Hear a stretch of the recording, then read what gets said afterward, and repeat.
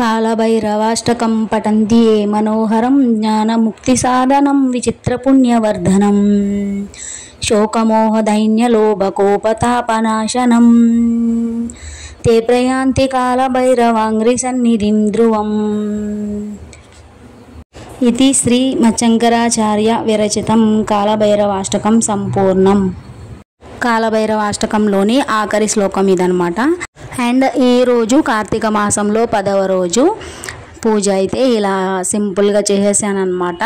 కార్తీక మాసంలో ఉపవాసాలు దానాలు ఇవి చాలామంది ఎక్కువగా చేస్తూ ఉంటారు కదా. రోజంతా ఉపవాసం ఉన్నప్పుడు పచ్చి మంచినీళ్ళు కూడా తాగకుండా ఉండాలా, కటిక ఉపవాసం చేయొచ్చా చేయకూడదా అంటే చెయ్యకూడదని ఎవరు చెప్పలేదు. మన ఓపిక అది, మన శరీరం తీరును బట్టి ఉంటుంది. కటిక ఉపవాసం చేయగలిగిన వాళ్ళు ఖచ్చితంగా చేయొచ్చు.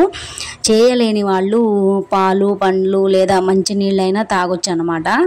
ఇక్కడ అసలు విషయం ఏంటంటే రోజంతా ఉపవాసం ఉన్న తర్వాత సాయంత్రం ఉపవాసం విరమించుకున్న తర్వాత భోజనం చేయొచ్చా చేయకూడదా అని. భోజనం చేయకూడదని ఎవ్వరు చెప్పలేదు. ఉపవాసం అయిపోయిన తర్వాత శుభ్రంగా అయితే భోజనం చేయొచ్చు.